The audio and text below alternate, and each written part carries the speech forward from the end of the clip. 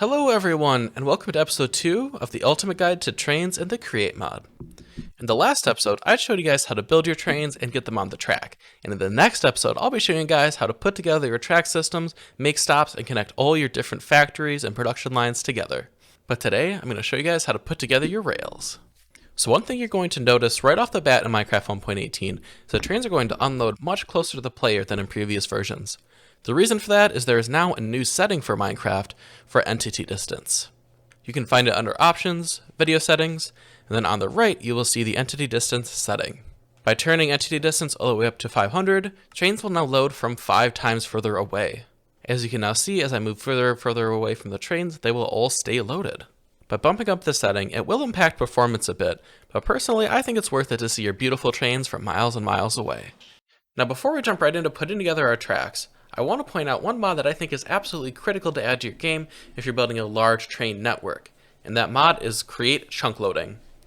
Create Chunkloading as a chunk loader that will actually work on your train to keep it loaded. To use it, it's as simple as crafting it with a beacon and 4 emeralds, then placing it down on each one of your train cars. You can then send your train off into the world and it will keep itself loaded. This can be very important as trains can be pretty finicky and derail themselves from time to time as chunks load and unload. This will also keep all your factories fed with all the items you're bringing back and forth with your trains. Unless you have other mods installed, there are 3 types of rails you're going to use to put together your railways. Rails and powered rails from vanilla Minecraft, and controller rails from the Create mod. The pros of regular rails are that they are extremely cheap to craft, as well as you can find them in abandoned mine shafts, making them a great choice for an early game railroad. The big downside for normal rails, however, is that you have to use coal-powered minecart system to keep it moving. However, you will still need normal rails, as they are required anytime you go around a curve, as the other 2 rail types only go in straight lines. The powered rail comes into use when you want to have a train at its maxed out speed, as this is the fastest rail type by quite a bit. It can also be better than controller rails, as you can have a train travel both directions over the same rail. Controller rails, on the other hand, are single directional, meaning your train will always keep going in the direction of your placed rails. You can also adjust the speed of controller rails by varying the strength of its redstone signal. As you can see here, I can adjust the strength using an analog lever from the Create mod, which will actually control the speed of our train. Being able to vary the speed of your train can be very useful as you're going around corners, coming into stops, or you just want to adjust the speed of your train depending on the side of your train cars. Here you can see trains at 4, 8, and 16 redstone power. You can also see that coal mine carts actually run at the same speed as a maxed out controller rail. And you can see just how much faster the powered rails are compared to the max speed controller rail. Junctions are what you're going to want to use when you have a track that splits into 2 different directions. When you have a straight line of track going into 2 curves, you can actually swap the direction of the middle track by changing its redstone signal. To automate this, it's actually really quite easy. All you need is 2 separate redstone contacts, one for the left turn and one for the right turn. Then you need to have a matching contact on your train car to activate the signal. This can also be expanded if you have multiple junctions across your train system by placing contacts for the turn at a higher or lower Z level. In this example here, when the blue car passes by the redstone contact, it'll send a signal to the power latch changing the direction of the redstone signal and sending the cart down the blue line. Now if we send the orange cart through, it'll turn off the latch, changing our direction back to the orange line. Now if we send a second orange cart through the junction, it would not change back to the blue line. Because we're using the power latch, it means that the signal is only going to change when the opposite contact is hit. So now we get to the issue of inclines. Back when I was originally making this episode, inclines are actually the reason that episode never got released. And that's because trains on inclines can be very, very buggy, and it can be really frustrating trying to get your system to go up a hill. The reason it's so frustrating is there's no hard and fast rules to follow that will work for every train. As you can see here, we've got a small little mock train going up a 1 block steep hill, and it's actually kind of freaking out and getting stuck in the middle. It does eventually make it to the top, but it takes its sweet time getting there. Now we can very easily solve this by making it 2 blocks per step, and that same train will go up the hill very easily. When we scale this up to a full train, you can see that it actually tackles the 2 block step pretty nicely, and we get all the way up the incline. But if we add a few more cars to the train, we can see that it actually gets stuck on the exact same incline and will no longer go up the hill. This means that there's no hard and fast rule to make your train go up a hill, so what I would recommend is to be patient and ready for it to fail. You can also send out a test car with the same cart spacing to make sure that your incline will be successful, and typically what I found is that the more subtle the incline is, meaning the least steep it is, the more likely your train is to succeed. Now let's take a look at designing your rails. There are quite a few different ways to put together your rails, but what I'd recommend is a dark line going straight through your track where your wheels sit, and then wooden crossbars every other block. That will give you the most realistic vibe to your train track, and at the end of the day, it's going to be a pretty easy design to replicate over and over and over again. I've put together a few different designs to give you an idea of what that would look like at scale.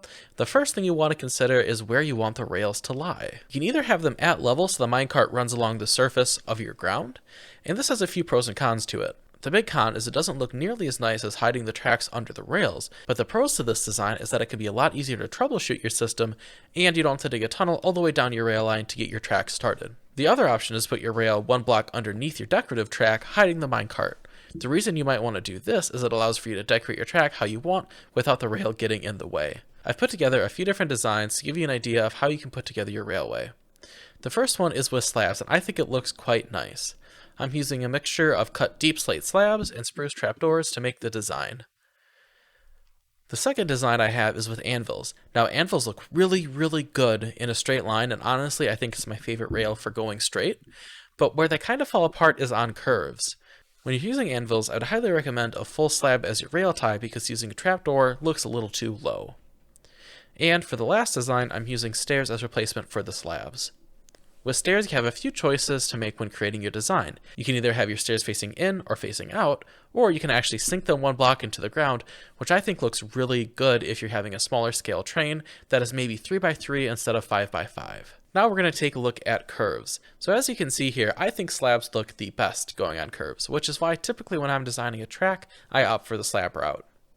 Now as you can see, the anvils look really quite choppy going around a curve, and I really would not recommend using anvils on curves, but what you could actually do is swap the anvils for stairs on the curve, and I think it looks pretty nice, and I think it actually blends together quite well. Now to finish off your track, what I would recommend doing is placing a mix of gravel and andesite underneath the rails to give it more of a dirty, gravelly look and look a little bit more realistic.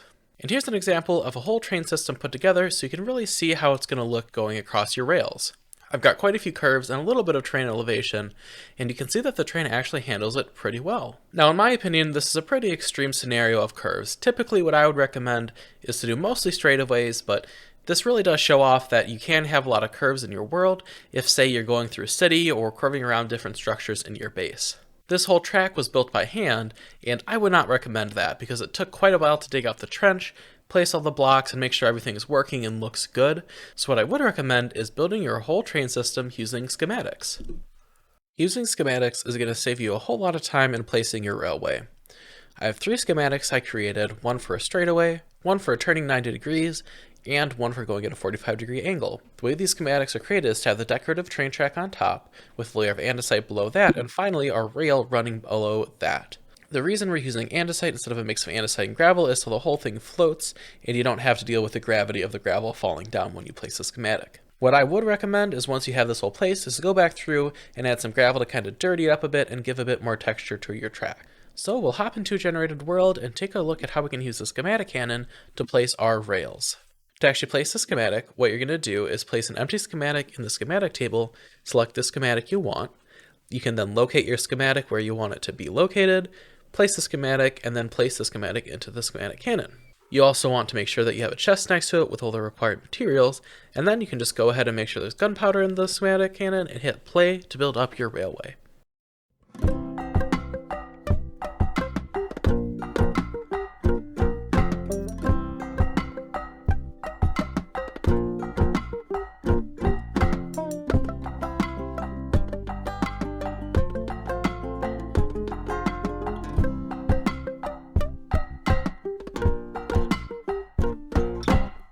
Once your schematic is placed, you'll want to fill in the terrain to kind of smooth it all out, make the whole rail look natural.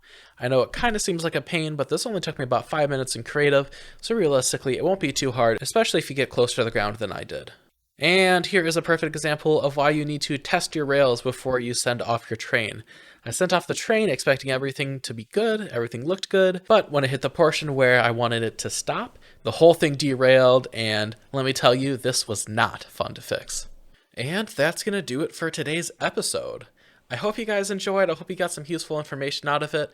The next episode, we'll be finishing off the series by going over how to build your whole train networks. So if you have any questions about trains at all, definitely leave it down in the comment section below, and I'll try to answer as many questions as I can during that episode. If you guys are excited to see that, make sure you hit subscribe, make sure to like the video, and I'll see you guys next time. Bye-bye.